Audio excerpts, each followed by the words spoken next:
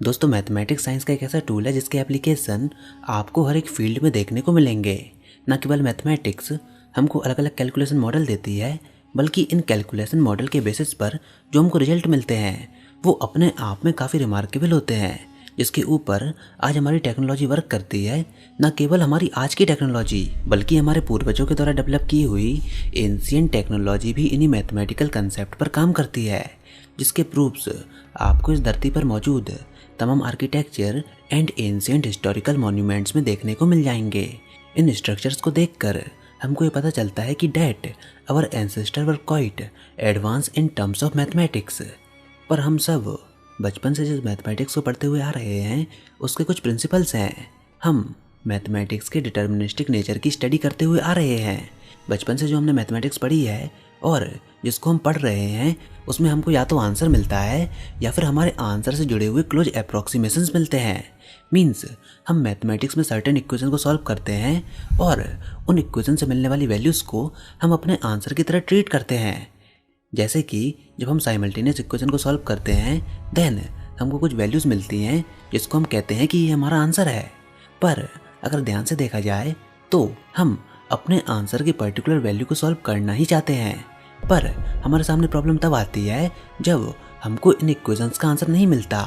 Then हम ऐसे case में काफ़ी ज़्यादा परेशान हो जाते हैं, इसलिए नहीं कि हम आंसर फाइंड नहीं कर पा रहे हैं, बल्कि इसलिए क्योंकि उन सर्टेन इक्वेशंस को सॉल्व करने पर हमको वैल्यूज़ कुछ ऐसे फॉर्म में मिलती हैं जिनके जवाब मैथमेटिक्स में पॉसिबल ही नहीं है। कई बार मैथमेटिक्स में ऐसी वैल्यूज़ को हम एनकाउंटर करते हैं जिनके जवाब खुद मैथमेटिक्स भी नहीं दे सकती। इन वैल्यूज़ को हमने मैथमेटिक्स में एक अलग नेम दिया है। इन वैल्यूज़ को हम कहते हैं इनडिटर्मिनेट फॉर्म, जैसे कि 0/0, infinity upon infinity, infinity minus infinity, 0 into infinity, 0 power 0, 1 power infinity and infinity power 0। दरअसल ये कुछ ऐसे फॉर्म्स हैं जिनकी वैल्यू हम डिटरमाइन नहीं कर सकते। इनकी वैल्यूज़ को डिटरमाइन हम क्यों नहीं कर सकते? अगर आप ध्यान से इनको लॉजिकली देखो तो आप बड़ी आसानी से ये नोटिस कर सकते हो कि इनकी वैल्यूज़ को फाइंड करना पॉसिबल ही नहीं है। खैर, इनडिटर्मिनेट फॉर्म एक एंटायरली डिफरेंट टॉपिक है जिस पर हम किसी डिफरेंट वीडियो में बात करेंगे। पर यहाँ पर ध्यान देने वाली बात ये है कि ये इनडिटर्मिनेट फॉर्म कुछ ऐसी वैल्यूज़ हैं जिनको हम मैथमेटिक्स में अक्सर एनकाउंटर करते हैं और हम हमेशा ही इनमें स्टक हो जाते हैं। इट मीन्स जब हमारे सामने मैथमेटिक्स में ऐसी वैल्यूज़ आती हैं देन हम अपनी इक्वेशंस को डायरेक्टली सॉल्व नहीं कर पाते। हमको ऐसे केस में एक इनडायरेक्ट रास्ते को ढूंढना होता है। चलिए इसको हम एग्जाम्पल से समझने की कोशिश करते हैं। आप अपनी स्क्रीन पर देखिए, यहाँ पर लिखा हुआ है x² - 1 अपॉन x - 1। अब इस इक्वेशन को हम सॉल्व करने की कोशिश करते हैं। तो मान लीजिए हम इसको x = 1 पर सॉल्व करते हैं, तो अगर x की वैल्यू को आप 1 पुट करो देन 1 - 1 अपॉन 1 - 1 और देखा जाए तो ये हुआ 0/0, यानी कि ये 0/0 फॉर्म है। तो इस केस में 0/0 हमारे लिए एक डिफ़िकल्टी है। हमको रियलिटी में 0/0 की वैल्यू नहीं पता, तो यहाँ पर इसको पता लगाने का एक अलग ही तरीका है। हम डायरेक्टली x = 1 पुट करने की बजाय हम एक नई अप्रोच लगाते हैं और इस नई अप्रोच में हम एक ऐसी वैल्यू लेंगे जो कि हमारी पुरानी वैल्यू को अप्रोच कर रही हो। मीन्स हम x = 1 नहीं बल्कि x = 1 के क्लोज जो वैल्यू अप्रोच कर रही हैं, मतलब x = 1 के क्लोज जितनी भी वैल्यूज़ हैं उनसे सॉल्व करने की इसको कोशिश करते हैं। हम उतना क्लोज जाने की कोशिश करेंगे जितना क्लोज हमारे लिए जाना पॉसिबल है। तो चलिए अपनी स्क्रीन पर ध्यान से देखिए। सबसे पहले हम थोड़ी बड़ी वैल्यूज़ को मानेंगे। x = 0.5। अगर आप x = 0.5 पुट करो x² - 1 अपॉन x - 1 में, तो इस केस में हमको आंसर मिलेगा 1.5000। तो हमको ये पहली वैल्यू मिली। अब चलिए हम x की वैल्यू को थोड़ा और क्लोज लेकर जाते हैं। तो मान लीजिए x की वैल्यू को हम रखते हैं 0.9। अब इस केस में हमको आंसर मिलेगा 1.90000। चलिए अब हम x को थोड़ा और क्लोज लेकर जाते हैं। मान लीजिए 0.99। इस केस में जो हमको आंसर मिलेगा वो होगा 1.99000। थोड़ा और क्लोज जाते हैं 0.999, देन आंसर होगा 1.99900। इसी तरह आप इस टेबल को देख सकते हो कि हमको वैल्यूज़ क्या मिल रही हैं। तो आप इसमें इजीली देख सकते हो कि जैसे जैसे x की वैल्यू 1 के क्लोज आ रही है वैसे वैसे x² - 1 अपॉन x - 1 की वैल्यू 2 के क्लोज जा रही है। तो यहाँ पर हम एक काफ़ी इंटरेस्टिंग सिचुएशन में फंस गए, और वो सिचुएशन ये है कि जब x की वैल्यू 1 है तो हमको आंसर नहीं पता, यानी कि x = 1 पर हम टर्मिनेट हुए। बट हम ये देख सकते हैं कि जैसे जैसे हम x = 1 के क्लोज जा रहे हैं देन हमारा आंसर 2 की तरफ जा रहा है, बट हम 2 आंसर दे नहीं पा रहे हैं। तो इस प्रॉब्लम को दूर करने के लिए मैथमेटिक्स में मैथमेटिशियंस एक स्पेशल वर्ड का यूज़ करते हैं, और वो स्पेशल वर्ड है लिमिट्स। जी हाँ, लिमिट्स। तो लिमिट्स जैसा कि इसका नाम है, ये हमको ये बताती है कि कोई चीज़ कहाँ तक जा सकती है, उसकी क्या लिमिट है। तो यहाँ पर limit x² - 1 upon x - 1 is equal to 2 as x approaches to 1।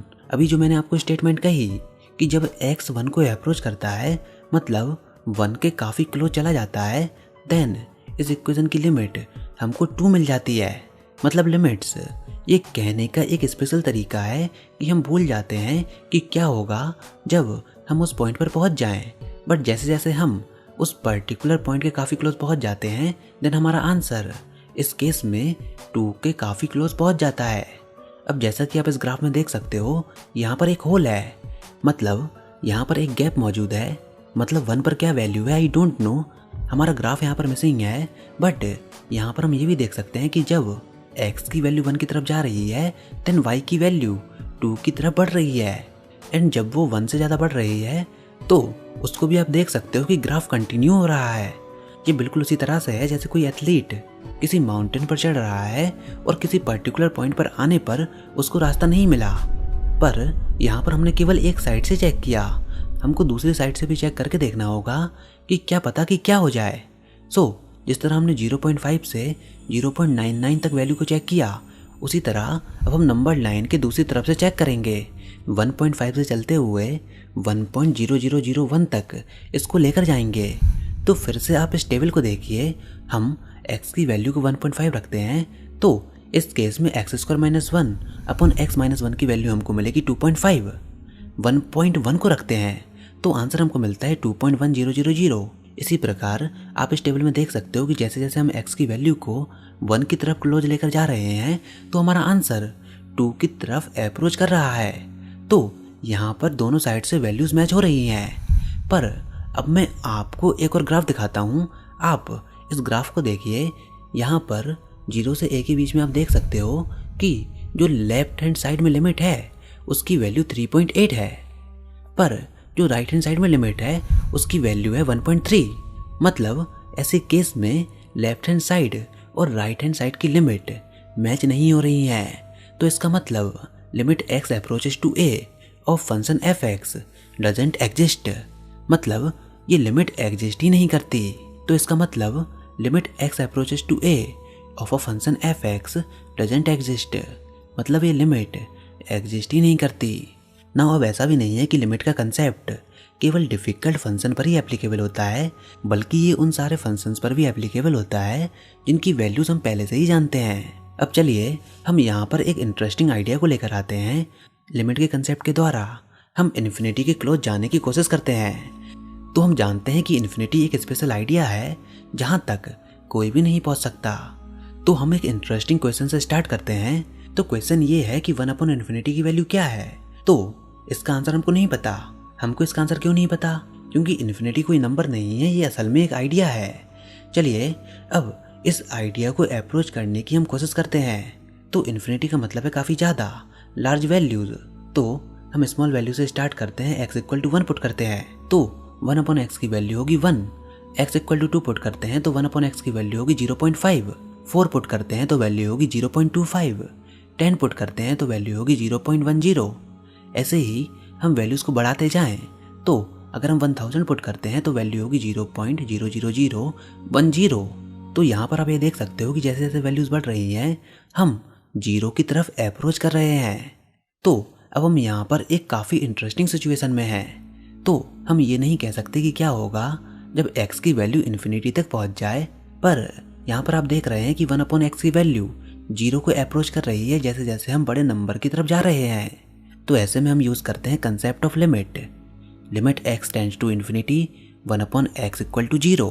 अब ऐसा भी नहीं है कि लिमिट्स का यूज़ केवल मैथमेटिक्स में होता है, बल्कि लिमिट्स का यूज़ फिजिक्स में भी होता है, क्योंकि लिमिट ऐसा टूल फिजिक्स के कई सारे प्रॉब्लम्स को सिंप्लीफाई करने में यूज़ होती है। खैर, फिजिक्स में कहाँ कहाँ पर इसका यूज़ होता है, इसका जवाब आप हमको कमेंट सेक्शन में लिखकर ज़रूर बताइएगा।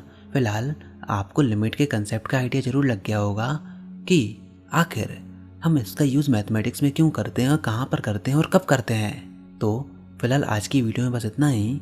आई होप आपको ये वीडियो ज़रूर पसंद आई होगी। अगर ऐसा है तो इस वीडियो को लाइक कीजिए, अपने दोस्तों के साथ शेयर कीजिए, और अगर आपने हमारा चैनल अभी तक सब्सक्राइब नहीं किया तो इसको सब्सक्राइब कर लीजिए ताकि आगे आने वाली कोई वीडियोस और अपडेट्स आपसे मिस ना हो पाएँ।